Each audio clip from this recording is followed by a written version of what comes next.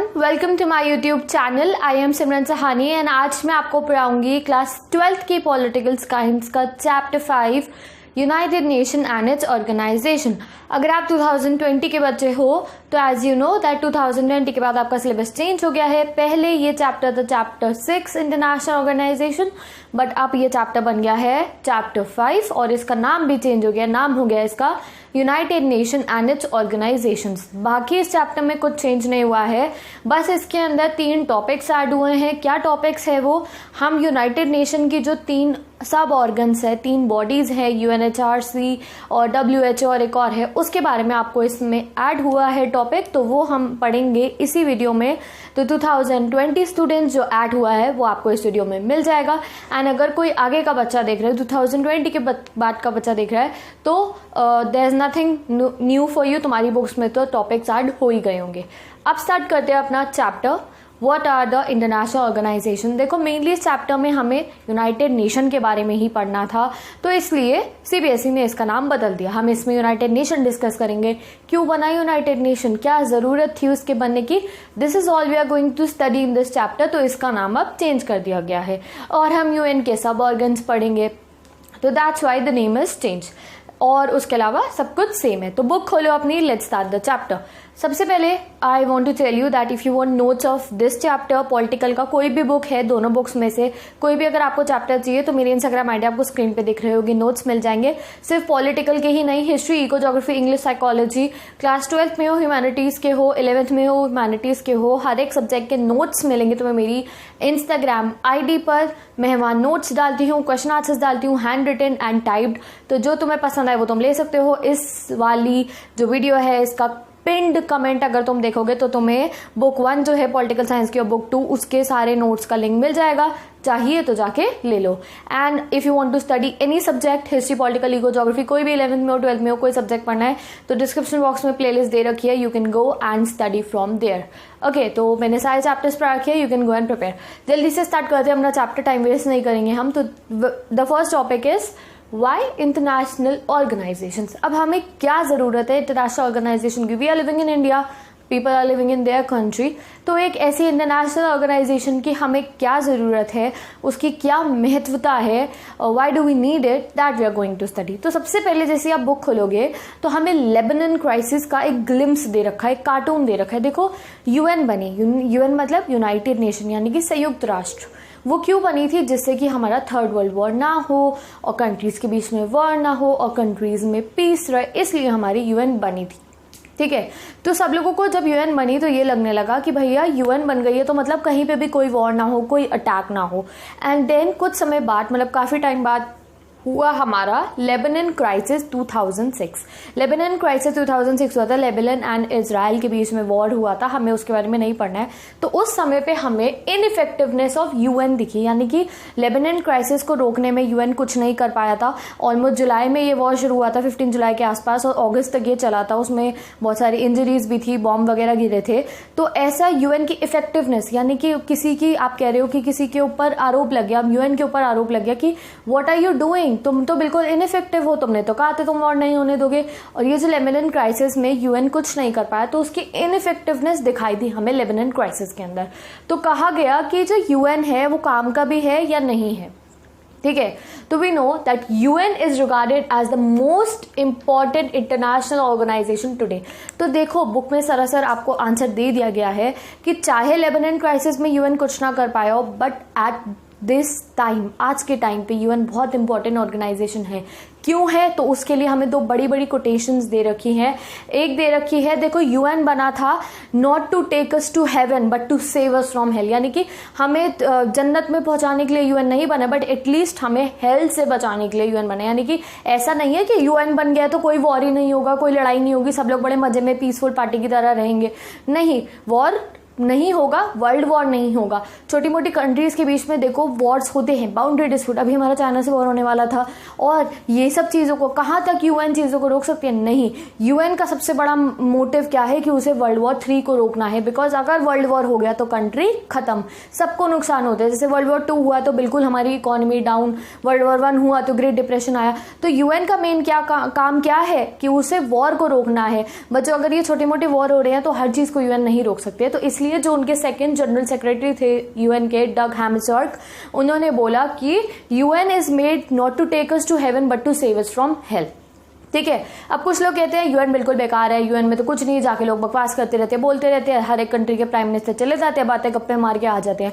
तो इस चीज़ में शशि थरूर ने बोला था कि as Churchill said, Winston Churchill जो यूके के प्राइम मिनिस्टर थे, उन्होंने भी एक बार ये बात बोली थी, एंड हमारे शशि थरूर ने भी बोली that jaw is better than war. यानी कि यूएन में जाके अगर बातें करने से, अगर गप्पे मारने से, अगर बहस करने से वॉर रुकता हो तो सही है ना, jaw is better than war. जाके वहाँ बहस कर लो, एटलीस्ट गोलियां तो नहीं चलेंगी।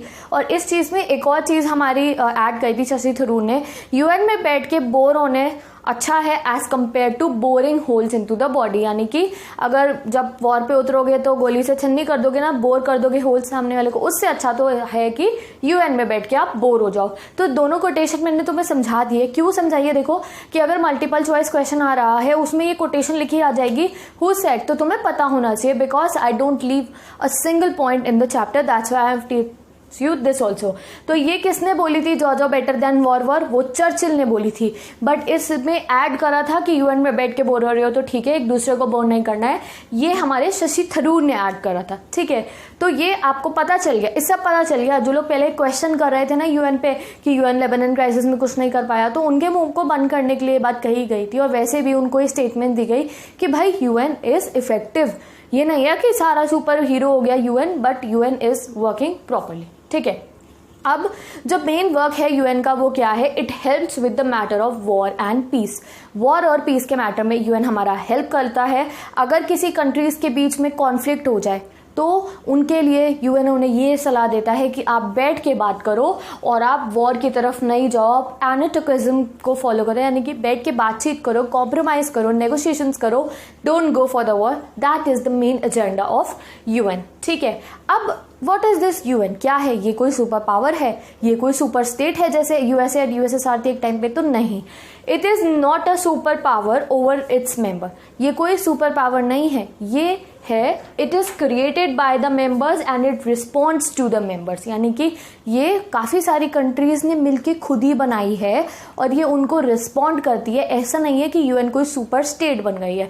मतलब आप मानो कि आप 5 बच्चों ने मिलकर अपनी एक ऑर्गेनाइजेशन बना ली है, तो इसका मतलब ये थोड़ी है कि आप एक दूसरे के रूलर हो गए, नहीं, एक दूसरे के साथ मिल बांट के आप उस ऑर्गेनाइजेशन में काम करोगे, एक दूसरे की बातों को समझोगे, तो that is what is UN. UN कोई सुपर स्टेट नहीं है, कोई ये मत समझना यूएन कोई बड़ी तोप आई है सुपर स्टेट जिससे हर कोई कंट्री डरेगी, नहीं, it is a collective organisation जो बहुत सारी कंट्रीज ने मिलकर बनाई, किसको, वॉर और पीस, वॉर को प्रिवेंट करने के लिए और पीस को लाने के लिए। अब states agree to create, UN कब बनी, जब लोगों ने कहा बनानी चाहिए, एक हमारा चार्टर साइन हुआ, काफी सारी कंट्रीज ने मिलके साइन कर, तभी तो यूएन बनी। जब कोई कंट्री चाहती ही ना तो क्या बन जाती है, नहीं बनती। तो UN is neither a super state and it is created by its member and it responds to its member. Super state नहीं है, लोगों ने खुद बनाई है, कंट्रीज ने खुद बनाई है और वो कंट्रीज को रिस्पॉन्ड करती है। अब क्यों बनाई है UN, to resolve the problems peacefully. बनी है हमारी यूएन हमारी प्रॉब्लम्स को पीसफुली रिजॉल्व करने के लिए और चैलेंजिंग इश्यूज को सॉल्व करने के लिए। कौन से चैलेंज, प्रॉब्लम्स तो बहुत सारी होती है, हमारी पाकिस्तान के साथ है, कभी अभी हमने लास्ट चैप्टर में पढ़ा साउथ एशिया वाले में कितने सारे कंट्रीज के साथ बीच में प्रॉब्लम होती है उनकी, तो उनको रिजॉल्व करने के लिए यूएन बनी। अब भैया बात करनी है कहाँ बैठ के, उनके घर जाके थोड़ी बात करेंगे, यूएन में बात हो जाती है, बाकी जो समिट्स में बात हो जाती है, तो इसलिए हमारी यूएन बनी है। अब चैलेंजिंग इशूज, कुछ इशू ऐसे होते हैं, देखो जैसे कि अभी कोरोना वायरस चल रहा है पूरे वर्ल्ड के अंदर है, तो इन इश्यूज के ऊपर सब वर्ल्ड्स को इकट्ठा होके ही डिसीजन लेना पड़ता है, तो वो कहाँ बैठ के लेगी। अब तो यही लड़ाई चलती है, तू मेरे घर पे आ जा, नहीं मैं नहीं आ रहा, तू मेरे घर पे आ जा, तो ये ना हो, इसलिए हमारे पास यूएन है, हम सब यूएन में इकट्ठे होते हैं, वहां जाके बात करते हैं।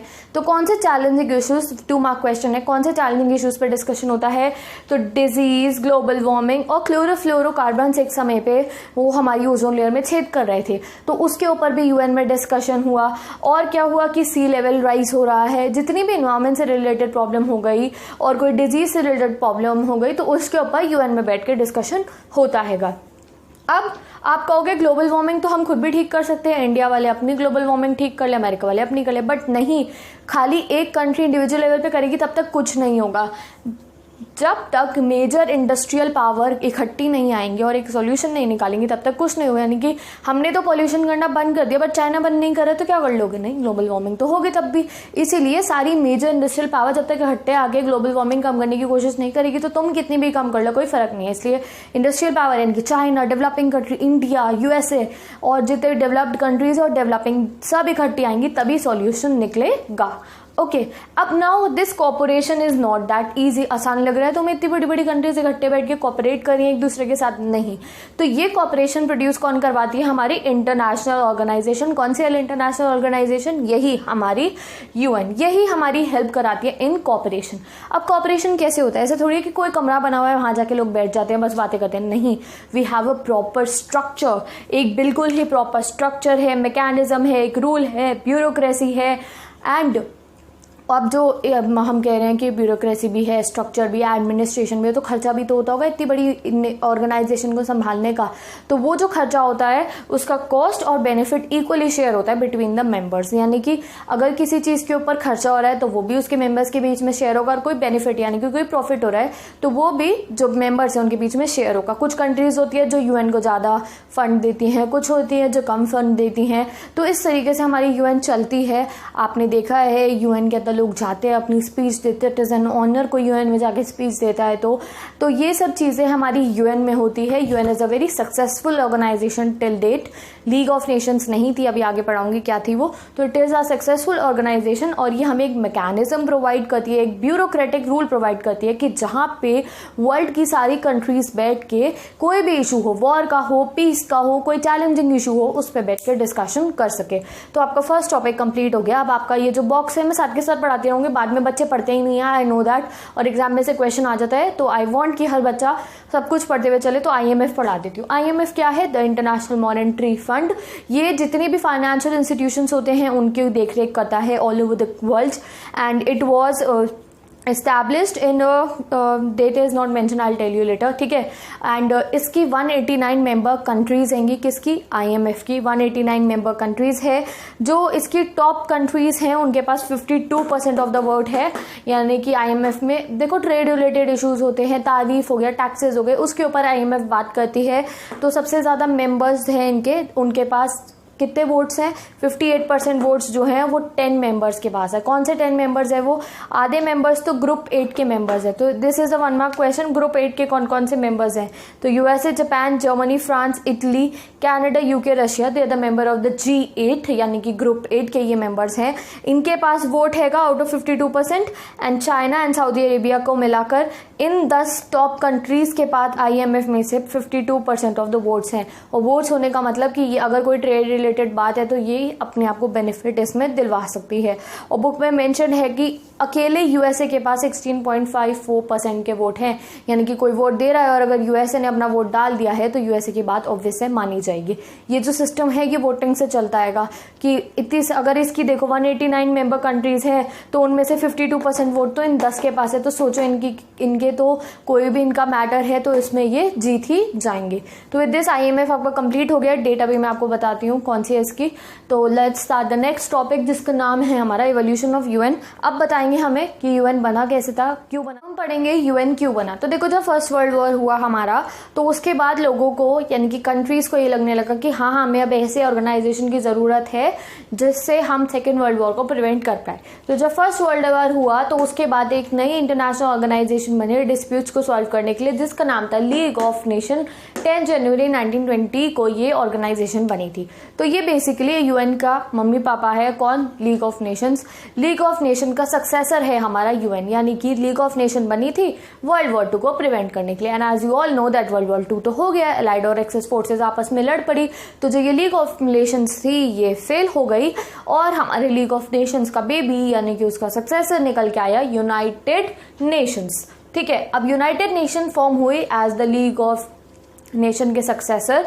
एंड क्यों बना सक्सेसर? अगर लीग ऑफ नेशन सक्सेसफुल होता यानी कि अगर सेकेंड वर्ल्ड वॉर ना होता तो हमारी यूएन नहीं बनती। बट सेकेंड वर्ल्ड वॉर हो गया, कब हुआ था 1939 to 45, तो हमारी यूएन बन गई। और अभी तक अगर देखा जाए तो यूएन इज सक्सेसफुल, क्यों? बिकॉज अभी वर्ल्ड वॉर 3 नहीं हुआ है, तो यूएन अभी तक अगर देखा जाए तो it is a successful organisation. क्यों? क्योंकि इसने वर्ल्ड वॉर 3 नहीं होने दिया। अब यूएन बनी कैसे थी? It was set up immediately after the second world war. जैसे ही सेकेंड वर्ल्ड वॉर खत्म हुआ 1945 में, उसके बाद ही हमारी यूएन बन गई थी। It was made by signing United Nation charter by 51 member. 51 countries ने मिलकर यूनाइटेड नेशन चार्टर को साइन करा एंड हमारी यूएन बन जाती है। तो 1 मार्क के लिए इंपॉर्टेंट है, यूएन कैसे बनी थी? तो यूएन यूनाइटेड नेशन चार्टर को साइन करने से बनी थी। अब इसके ऑब्जेक्टिव क्या है, क्यों बनाई थी यूएन? तो first of the peace and cooperation, यानी कि हर जो कंट्री है आपस में पीसफुली एंड एक दूसरे से कॉपरेट करे, लड़ाई झड़ाई नहीं करनी, वॉर की तरफ नहीं जाना। सेकेंड क्या था? मिनिमाइजिंग वॉर, वही कि अगर कोई कॉन्फ्लिक्ट हो रहा है तो बैठ के यूएन में डिस्कशन होगा, सीधा हम लोग गोली बारूद पे नहीं उतर आएंगे। And third was the social and economic development, यानी कि पूरे वर्ल्ड का इकोनॉमिक डिप्रेशन आया था वर्ल्ड वॉर 1 के बाद। वर्ल्ड वॉर 2 के बाद भी हालत खराब हो गई थी इकोनॉमी की। तो सोशल एंड इकोनॉमिक डेवलपमेंट लाने के लिए हमारे ये ऑब्जेक्टिव्स ऑफ यूएन है, तीनों 1-2 मार्क्स में आते हैं, यू हैव टू लर्न। अब 2006 तक हमारे कितने मेंबर्स थे यूएन के? 192 मेंबर्स थे, बट 2011 में 193 मेंबर्स हो जाते हैं। और जो लास्ट मेंबर है that is the Republic of south Sudan. तो ये आपको याद रखना है, आपको एक्स्ट्रा में ये आ सकता है, तो I have mentioned here. And जो यूएन है उसके अंदर जनरल असेंबली होती हैगी, उसके अंदर बहुत सारे मेंबर्स हैं हमारे। कितने मेंबर्स हैं? यही जो टोटल 193 मेंबर है यूएन जनरल असेंबली के मेंबर्स होते हैंगे। एंड इनके पास एक 1 वोट होता है, कोई भी अगर मैटर पे डिस्कशन हो रहा है दे हैव 1 वोट। एंड एक होती है हमारी यूएन की सिक्योरिटी काउंसिल। सिक्योरिटी काउंसिल में मेजर इशूज के ऊपर डिस्कशन होता है, वोटिंग होती है। तो उसके 5 परमानेंट मेंबर्स है, वी ऑल नो कौन कौन से है वो, USA, UK, Russia, China, Britain, France. अब आप कहोगे कि यही क्यों है? तो देखो वर्ल्ड वॉर 2 के बाद बनी थी, जो वर्ल्ड वॉर 2 के विनर्स थे वो इसमें एडेड है, यानी कि सारी अलाइड फोर्सेस इसमें है। एंड सेकेंडली इसमें हमारा चाइना भी एडेड हैगा। तो इनके पास परमानेंट मेंबर है ये, इनके पास वोट होता है, इनके पास एक स्पेशल वोट होता है जिसे कहते हैं वीटो पावर, यानी कि अगर कोई रेजोल्यूशन या किसी भी चीज पे बात चल रही है, अगर एक कंट्री ने भी मना कर दिया ऐसा नहीं होगा तो वो बिल्कुल खत्म हो जाता है। बात चली थी इंडिया को भी परमानेंट मेंबर बनाने की, तो उस समय पे भी हम नहीं बन पाए थे। एंड कई बार रशिया ने हमारे लिए वीटो पावर यूज करी जब हमारा डिस्कशन हो रहा था। As I told you in the last chapters, Russia हमारा बहुत अच्छा फ्रेंड है इंडिया का, तो रशिया ने कई बार इंडिया के लिए वीटो पावर का यूज करा है। तो यूएन सिक्योरिटी के मेंबर के 5 परमानेंट मेंबर्स है, जनरल असेंबली के 193 मेंबर्स होते हैं, कुछ नॉन परमानेंट मेंबर्स भी होते हैं जो 1 या 2 साल के लिए इलेक्ट होते हैंगे। अब इनकी जो मोस्ट इंपॉर्टेंट फिगर है वो कौन है? जैसे हर एक ऑर्गेनाइजेशन का प्रेसिडेंट होता है, वैसे ही यूएन के एक जनरल सेक्रेटरी होते हैं। अभी जो प्रेजेंट जनरल सेक्रेटरी है वो है एंटोनियो गुतेरेस। ये 1 जनवरी 2017 को ये इलेक्ट हुए थे। He is the former prime minister of Portugal, यानी कि ये प्राइम मिनिस्टर रहे थे पोर्चुगल के कब से कब तक? 1995 से 2002 तक। 1 मार्क में आ सकता है, देखो 1 मार्क्स ज्यादा आएंगे अब की बारी, इन एक भी चीज को हमें छोड़ना नहीं है। सेकेंडली ये यूएन के हाई कमिश्नर रहे थे ऑफ रेफ्यूजी, तो कब से कब तक थे? 2005 से 2050 तक ये हाई कमिश्नर रहे थे। कब? किसके? रिफ्यूजी डिपार्टमेंट के। तो इनके डेट, ईयर, एंटोनियो गुतेरेस कहाँ के प्राइम मिनिस्टर थे, ये सब तुम्हें याद करना है, बिकॉज गाइस मल्टीपल चॉइस अब बढ़ जाएंगे तो 1 मार्क कहीं से कहीं तक हमें छोड़ने नहीं है। तो ये हमारा कंप्लीट हो गया। मैं तुम्हें एडेड टॉपिक्स पर पढ़ाती हूँ, और if you have new book तो हो गया होगा तुम्हारा, 2021 में ही आएगी न्यू बुक। स्टार्ट करते हैं आपका न्यू टॉपिक जो आपके 2020 के सिलेबस में ऐड हो गए हैं। 3 हमारी ऑर्गेनाइजेशंस ऐड हुई हैं ऑफ यूनाइटेड नेशन। उनका नाम है यूनेस्को, यूनिसेफ एंड ILO। ये जो सीबीएसई का PDF आया उसमें से ही मैंने लिखा है, देखकर रेफरेंस PDF नहीं आपके पास तो डिस्क्रिप्शन बॉक्स में लिंक गिवन है। और अगर 2020 के बाद का अगर कोई बच्चा ये वीडियो देख रहा है तो ऑब्वियस है तुम्हारी बुक के अंदर ये प्रिंट हो चुके होंगे। तो यूनेस्को की फुल फॉर्म है हमारी United Nation educational scientific cultural organisation. तो इसके इनिशियल लेटर से यू से यूनाइटेड, एन से नेशन, ई से एजुकेशन, एस से साइंटिफिक, सी से कल्चर, ओ से ऑर्गेनाइजेशन से हमारा यूनेस्को बना। एंड यूनेस्को का काम मेनली ये है कि ये एजुकेशन को, साइंस को एंड कल्चर को डेवलप करता है, प्रमोट करता है in all over the world. ये एक वर्ल्ड बेस्ड ऑर्गेनाइजेशन होती है मेनली यूएन की। इनका हेडक्वार्टर होता है कंट्री के अंदर, बाकी कंट्रीज में इसकी ब्रांचेस होती हैं जो वर्क करती हैं for the welfare of the world, यानी कि एक कंट्री के वेलफेयर के नहीं, पूरे वर्ल्ड के वेलफेयर के लिए ये काम करती हैं। कब एस्टैब्लिश हुई थी? देखो 1 मार्कर्स वैल्यू बढ़ गई है आज के टाइम पे। क्यों? 1 मार्कर्स एग्जाम में ज़्यादा आएंगे, तो ज़्यादा से ज़्यादा फोकस हमें 1 मार्कर पे करना है। चैप्टर के बीच में मैं सब कराती रहती हूँ, तो जस्ट टेक केयर। 1 मार्कर आ गया है आपका। ये 4 नवंबर 1946 को हेडक्वार्टर बन गए थे हमारे इसके यूनेस्को के। यूनेस्को एस्टैब्लिश हो गया था 4 नवंबर 1946 को। एंड इसका हेडक्वार्टर कहाँ है? Its headquarter is in Paris, France. तो याद करना ज़्यादा मुश्किल नहीं है आपको, पेरिस फ्रांस में इसका हेडक्वार्टर है। एस्टैब्लिश कब हुई थी? 4 नवंबर 1946। अब इसका फोकस क्या है? इसका फोकस होता है on education, natural science, society and anthropology को डेवलपमेंट के लिए, कि ये सब जो फील्ड्स हैं इनमें डेवलपमेंट आए। एंड दे प्रमोट लिटरेसी, यानी कि हर जगह तक एजुकेशन पहुंचे, रिमोट एरिया कोने कोने में लड़का हो लड़की हो एजुकेशन मिले। टेक्निकल एजुकेशनल ट्रेनिंग, यानी कि आजकल टेक्नोलॉजी बढ़ रही है, we need more technology, we have to be updated, हमें नए नए गैजेट्स चाहिए। तो उसके लिए लोग पढ़े लिखे नहीं होंगे, टेक्नोलॉजी रिलेटेड नॉलेज उन्हें नहीं मिलेगी, तो क्या फ़ायदा होगा। And third is independent media को ये प्रमोट करते हैं, यानी कि जो मीडिया है उसको डर के नहीं रहना चाहिए। एवरी कंट्री, यानी कि इंडिया में तो चलो मीडिया इंडिपेंडेंट है, बट देयर आर कंट्रीज जहाँ पे मीडिया इंडिपेंडेंट नहीं है, तो उनके लिए ये लोग वर्क करते हैं। अब आ जाओ, अपनी ये आपकी कंप्लीट हो गई है, ये इसको शॉर्ट नोट लिखने को आएगा एग्जाम में, यूनेस्को कंप्लीटेड।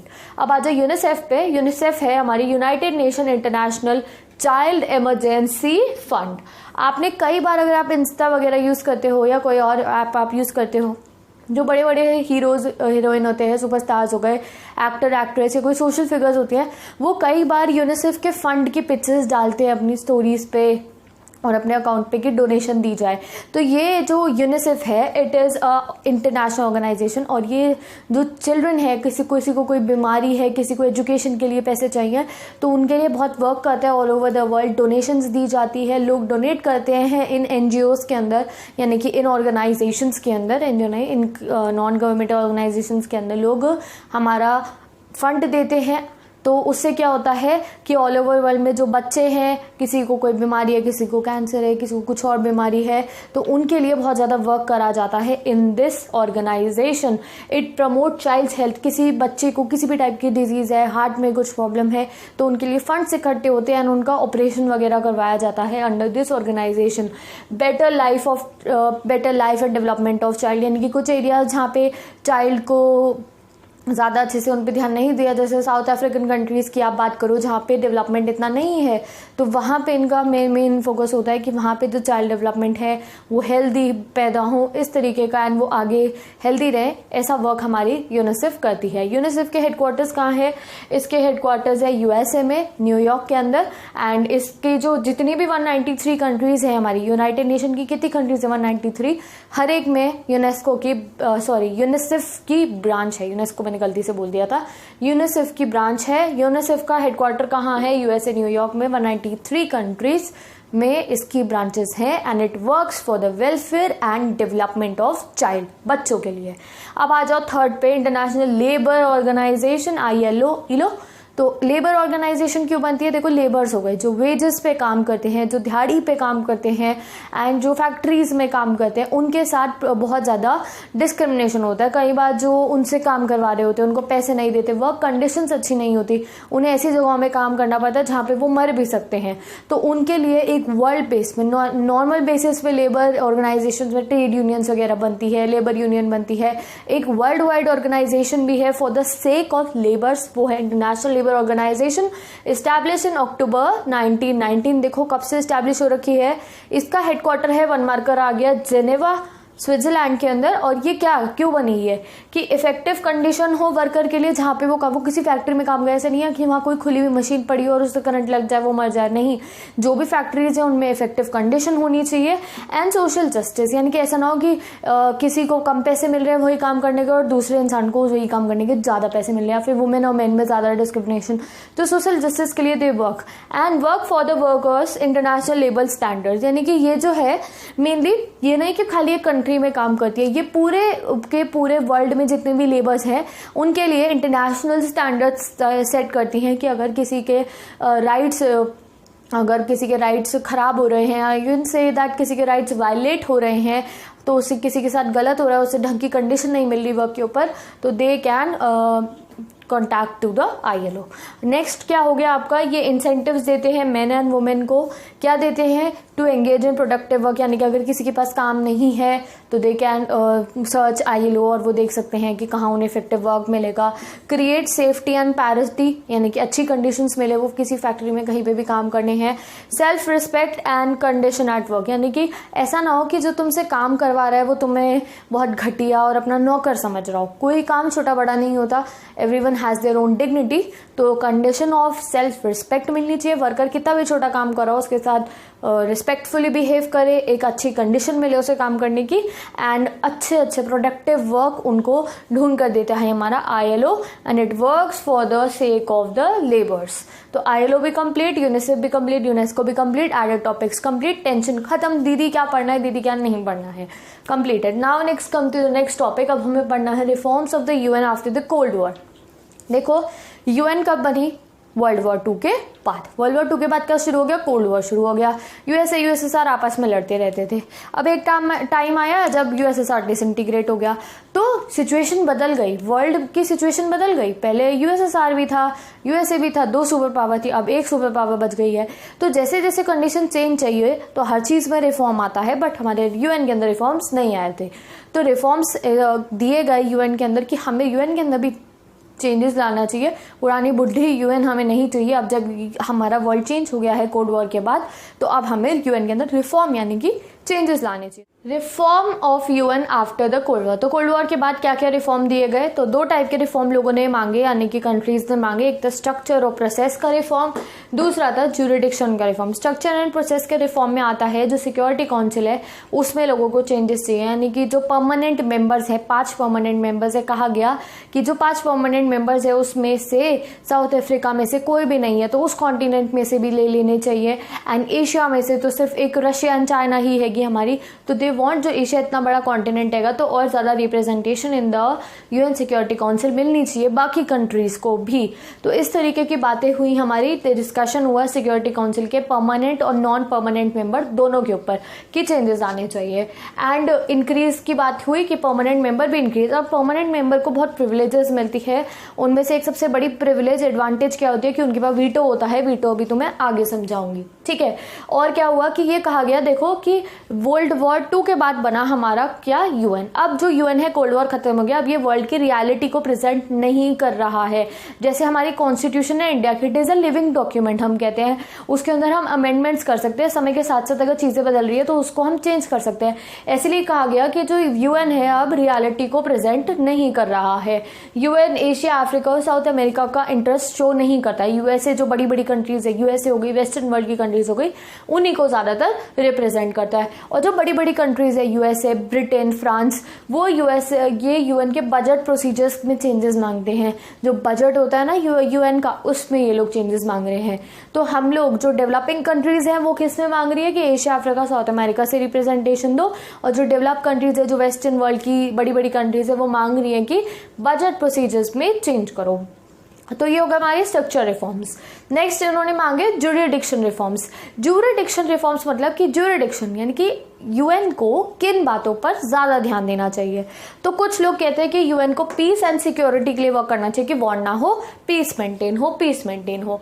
और कुछ कहते हैं कि UN को ह्यूमैनिटी और डेवलपमेंट के लिए काम करना चाहिए, यानी कि UN को हेल्थ का, एजुकेशन का, एनवायरमेंट का, पॉपुलेशन कंट्रोल का, ह्यूमन राइट्स का, जेंडर वायलेशन का, इन सब चीजों पे ध्यान देना चाहिए। यानी कि UN वॉर ही नहीं करना UN को साथ ही साथ की कुछ कंट्रीज हैं जहाँ पे वुमेन के साथ डिस्क्रिमिनेशन हो रहा है, और कुछ कंट्रीज हैं जहाँ पे एजुकेशन नहीं है, हेल्थ नहीं है, एनवायरमेंट बेकार है, तो उन चीज़ों पे UN को ज़्यादा ध्यान देना चाहिए। और कुछ कहती हैं कि UN को वॉर एंड सिक्योरिटी पे ध्यान देना चाहिए। तो this is a 2 divergent views जो हम ज्यूरिडिक्शन ऑफ रिफॉर्म्स में डिटेल में पढ़ेंगे। अब बताया गया हमें कि UN एस्टैब्लिश हुई वर्ल्ड वॉर 2 के बाद, कब, 1945 में। और कोल्ड वॉर के बाद जो वर्ल्ड की सिचुएशन थी वो चेंज हो गई। क्यों? क्योंकि वर्ल्ड वॉर 2 के बाद हमारी 2 सुपर पावर आ गई थी, USA एंड USSR। अब कोल्ड वॉर के बाद वर्ल्ड की रियलिटी चेंज हो गई थी। अब क्या रियलिटी चेंज हुई थी, लेट्स स्टडी। ये रही reality after the cold war. एक क्या था, सबसे पहला USSR कोलैप्स, USSR मर गया था। USA स्ट्रॉन्गेस्ट सुपर पावर बन गई थी, पढ़ के थक चुके हैं हम। USA सुपर पावर बन गई थी कोल्ड वॉर के बाद। रशिया और जो यूएस है आज आपस में इनका कॉपरेशन होना स्टार्ट हो गया था। एज वी स्टडी दैट इन्होंने आर्म्स कंट्रोल ट्रीटी करी।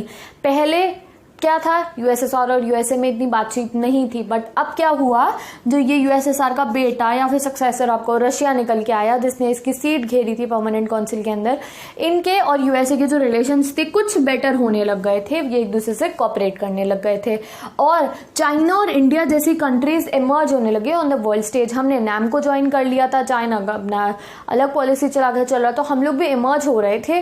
We were also having some power और जो एशियन इकोनॉमी थी वो ग्रो यानी कि एशिया की जितनी भी कंट्रीज हैं वो बहुत तेजी से ग्रो हो रही थी और नई नई कंट्री फ्रॉम साउथ अमेरिका जैसी कंट्रीज को फ्रीडम मिल रहा था वो यूएन को ज्वाइन कर रही थी। और एक और पॉइंट है जो मैंने यहाँ मेंशन नहीं करा है कि बहुत बड़े बड़े इश्यूज पूरे वर्ल्ड में आ रहे थे, जैसे कि जेनोसाइड, टेररिज्म हो गया, ग्लोबल वार्मिंग हो गया और भी काफ़ी सारे इश्यूज वर्ल्ड में सामने आ रहे थे जिनके ऊपर अब यूएन को वर्क करना था। तो भैया रिफॉर्म मतलब चेंजेस चाहिए। एक टाइम ऐसा आता है जब तुम्हें अपना टाइम टेबल चेंज करना पड़ता है, भैया अब तो एग्जाम आने वाले, चेंजेस लाओ, जल्दी जल्दी बढ़ना आएगा। एक टाइम ऐसा आया जब हम अपनी कॉन्स्टिट्यूशन में अमेंडमेंट्स करते हैं, तो अब ये टाइम आ गया था कि यूएन अपने रिफॉर्म्स की यूएन को जरूरत थी।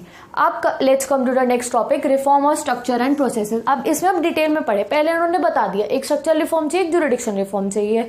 स्ट्रक्चर रिफॉर्म्स को डिटेल में पढ़ते हैं। क्या होता है, 1992 में जो जनरल असेंबली होती है उसमें एक रेजोल्यूशन पास होता है। Resolution is a kind of एक लेटर कह लो, एक रिपोर्ट कह लो, इजी वर्ड्स में मान लो तुम, पास होता है। उसमें कुछ कंट्रीज 3 रेजोल्यूशन पास करती हैं। क्या कि जो सिक्योरिटी काउंसिल है वो 5 परमानेंट मेंबर वाली वो reality of the world present नहीं करती है। क्यों? वो यही मांग रहे थे कि साउथ अफ्रीका और ये जो हमारी अमेरिका है, साउथ अफ्रीका नहीं, अफ्रीका और साउथ अमेरिका के अंदर से रिप्रेजेंटेशन है ही नहीं, तो हमारी सिक्योरिटी काउंसिल के अंदर तो इक्वलिटेबल डिस्ट्रीब्यूशन नहीं है। सेकेंड क्या हुआ कि ये पूरे के पूरे जो यूएन है ये वेस्टर्न इंटरेस्ट यानी कि यूएसए और यूरोप की कंट्रीज का इंटरेस्ट को शो करती है और इन्हीं का जो इंटरेस्ट है वो डोमिनेट होता है हमारे ऊपर। यानी कि अगर किसी इशू पे बात चल रही है, यूएसए ने हाँ कह दी तो हम लोगों को माननी पड़ेगी, या वेस्टर्न कंट्रीज ने हाँ कह दी तो हमें माननी पड़ेगी। एंड थर्ड क्या था, लैक ऑफ इक्विटेबल रिप्रेजेंटेशन। वही हो गया कि जो साउथ अमेरिका है, अफ्रीका है, वहां से तो रिप्रेजेंटेशन है ही नहीं यूएन के अंदर सिक्योरिटी काउंसिल में, तो उनके हक के लिए कौन बात करेगा। तो कह दिया गया कि यूएन एक बेकार ऑर्गेनाइजेशन हो गई है क्योंकि ये हमारे इंटरेस्ट को ठीक से शो नहीं कर पा रही है। ये बात हुई थी 1992 के रेजोल्यूशन में। ये डायरेक्ट आपका 2 मार्क क्वेश्चन में आता है कि कौन से 3 पास हुए थे, तो ये 3 हमारे पास हुए थे। Now let's come to 1 January 1997 को जो यूएन के जनरल सेक्रेटरी थे कोफी अन्नान। कौन थे Kofi Annan? Let's remember, 1 mark question आ गया है। इन्होंने बात करी on the permanent member and the non permanent members of the UN. इन्होंने डिस्कशन करा कि नॉन परमानेंट मेंबर्स को भी बढ़ाना चाहिए एंड न्यू जो परमानेंट मेंबर्स हैं उनको भी बढ़ा देना चाहिए। टाइम हैज कम, अब हमें यूएन में चेंजेस लाने होंगे।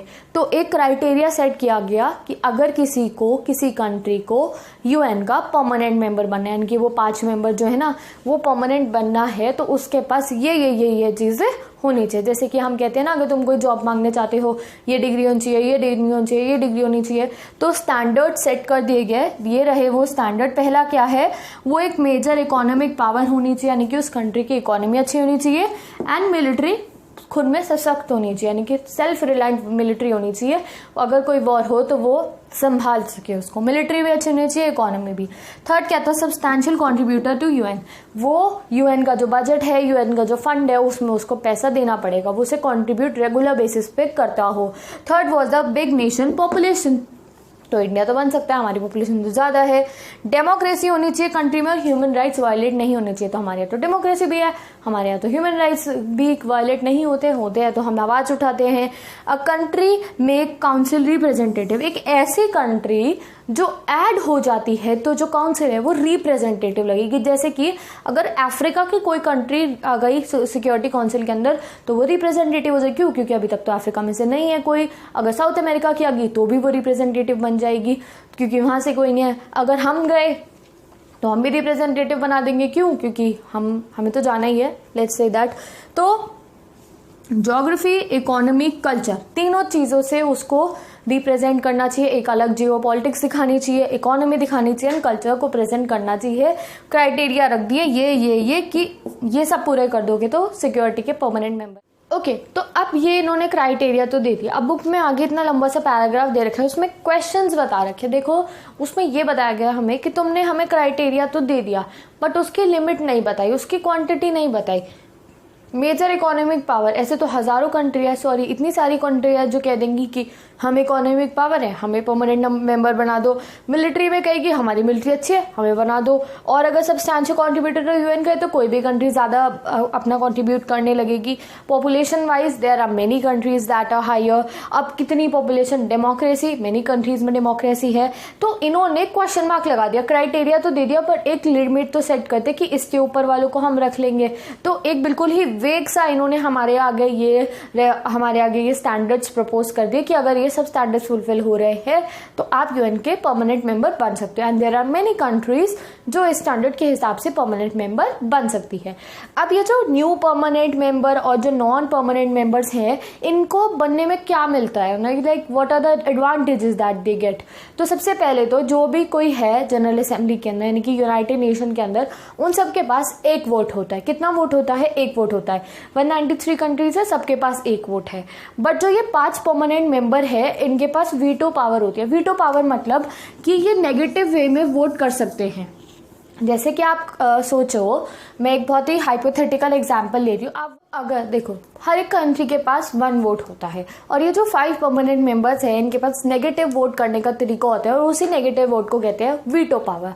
जैसे कि कोई भी अगर एक बात पे डिस्कशन हो रहा है और सबको अपना वोट करना है, अगर 192 के 92 मेंबर्स ने उसके हक में वोट दे दिया और अगर जो परमानेंट मेंबर, एक भी परमानेंट मेंबर है, अगर उसने मना कर दिया तो वो जो रेजोल्यूशन है, वो जो डिसीजन है उसको वहीं फेल कर दिया जाता है एंड उसको कैंसिल कर दिया जाता है। तो आप सोचो कि 192 लोग उसको सही कह रहे हैं, उसके लिए हाँ भर रहे हैं, और अगर एक ने भी नेगेटिव वे में वोट कर दिया, अगर वो नहीं चाहता ऐसा हो, तो वो जो रेजोल्यूशन है उसको कैंसिल कर दिया जाएगा। तो इस तरीके से वीटो पावर होती है। क्या आपकी बुक में रेशियो दिखा रखा है कि किस तरीके से वीटो पावर कितनी कंट्रीज ने, रशिया ने बहुत बार यूज करी है, यूएसए ने बहुत बार यूज करी है, अभी हाल ही में चाइना में वीटो पावर यूज करी थी। अगर आप मुझे बता सकते हो क्यों करी थी? ऑब्वियसली जब इंडिया के हमारे परमानेंट मेंबर के बनने पे बात हो रही थी तो चाइना ने वीटो पावर यूज कर दी थी। तो इसी तरीके से जो परमानेंट मेंबर है, जो ये 5 परमानेंट मेंबर है, इनके पास बहुत इंपॉर्टेंट पावर है। अगर 192 कंट्रीज कह रही है हाँ ये काम कर दो, और अगर तुम नहीं चाहते परमानेंट मेंबर तुम हो तो तुम नेगेटिव मोशन में वोट दे दो, तुम वीटो कर दो, तुम्हारी बात मानी जाएगी। अब इनको ये वीटो पावर क्यों दी गई? अब रिफॉर्म के लिए कह रहे हैं। एक सबसे बड़ा रिफॉर्म इसका दिया गया यूएन का कि ये वीटो पावर इनसे छीन ली जाए। तुम भी सोच रहे होगे अभी तो कि वीटो पावर छीन ली जाए। अभी जब तुम बुक के इसके पैराग्राफ का आगे का टॉपिक पढ़ोगे तो तुम्हें लगेगा नहीं छीननी चाहिए। क्यों? देखो, क्योंकि ये जो 5 परमानेंट मेंबर्स हैं, कौन कौन से हो गए हमारे? USA, UK, Russia, Britain, France, they are और चाइना हो गई हमारी। ये बड़ी बड़ी कंट्रीज हैं। देखो, अगर इनके पास वीटो पावर नहीं रहेगी तो इनका कोई इंटरेस्ट नहीं रहेगा यूनाइटेड नेशन के अंदर। ये यूनाइटेड नेशन में रहना ही नहीं चाहेंगे। क्यों? क्योंकि अभी इनके पास वीटो है, इनकी चांदी है, ये रहना चाहती है यूनाइटेड नेशन के अंदर, दे आर इंटरेस्टेड। और जिस दिन इनसे इनके हाथ में से, अब तुम किसी ऑर्गेनाइजेशन में क्यों रहोगे? तो तुम्हें बड़ी अच्छी खासी पावर मिल रही है। तो अगर इनसे इनकी पावर छीन ली गई तो ये फंड करना भी बंद कर देंगे यूनाइटेड नेशन को, और ये बाकी कुछ भी यूनाइटेड नेशन को सपोर्ट करना बंद कर देंगे। और यूनाइटेड नेशन अगर खत्म हो गई तो देयर आर मेनी पॉसिबिलिटीज कि वर्ल्ड वॉर 3 हो जाए। इसलिए जो 5 परमानेंट मेंबर्स है, जब भी इनकी वीटो पावर लेने की बात होती है तो वो वहीं पे कैंसिल हो जाती है। बिकॉज वी नो दैट ये सब अभी यहाँ इकट्ठे बैठ के बात कर रहे हैं, चाहे एक दूसरे से कितनी भी दुश्मनी हो, they are sitting and talking, they are having veto power, they are cooperating because of the UN. अगर इनसे वीटो छीन लिया तो इनका यूएन में इंटरेस्ट खत्म हो जाएगा और वर्ल्ड वॉर 3, 4, 5 के जितने भी हो जाए, then there is the no limit. इसीलिए जो परमानेंट मेंबर्स की वीटो की पावर की बात है उसको हमेशा कैंसिल कर दिया गया। एग्जाम में वीटो पावर लिखने को आ सकता है, तो आपको मेरे इंस्टाग्राम नोट्स में ये सब कुछ मिल जाएगा। एंड विद दिस देखो, हमने रिफॉर्म से स्ट्रक्चर एंड प्रोसेस भी खत्म कर लिया, आगे टॉपिक्स खत्म कर लिए, स्टार्टिंग का चैप्टर हमारा कंप्लीट हो गया है। अब बाकी का जो चैप्टर है जिसमें हमें ज्यूरिडिक्शन रिफॉर्म्स, जैसे मैंने आपको ये पढ़ा दिया, ज्यूरिडिक्शन रिफॉर्म्स, इंडिया और यूएन का क्या हाल है, और यूएन के आगे के जो रिफॉर्म्स है उसके बारे में आगे का चैप्टर मैं आपको नेक्स्ट वीडियो में पढ़ाऊंगी। उस वीडियो में तो मैं जैसे IMF मैंने तुम्हें करा दिया, बाकी वर्ल्ड बैंक और बाकी जितनी ऑर्गेनाइजेशन है, एमनेस्टी इंटरनेशनल, उनके बारे में मैं आपको नेक्स्ट वीडियो में पढ़ाऊंगी। तो next part part you will get in the description box. Part 2 link देखोगे तो तुम्हें नेक्स्ट पार्ट मिल जाएगा इस चैप्टर का। आई होप तुम्हें एक्सप्लेनेशन अच्छा लगा होगा। If you have any queries you can ask me in the comment section and I will meet you in the next video, जिसमें मैं तुम्हें आगे का चैप्टर कंप्लीट कराऊंगी। अगर आपको political science, eco, history, geography, economics कोई भी सब्जेक्ट पढ़ना है तो डिस्क्रिप्शन बॉक्स में प्लेलिस्ट गिवन है, वहां से जाके आप पढ़ सकते हो। इंस्टाग्राम पे नोट्स गिवन है, so just check the notes on Instagram. Part 2 हर बच्चा पढ़ेगा, क्यों? क्योंकि अभी half of the chapter complete हो गया, बाकी का चैप्टर पार्ट 2 में है। Go and study from it and I will meet you in the next video. Till then bye bye.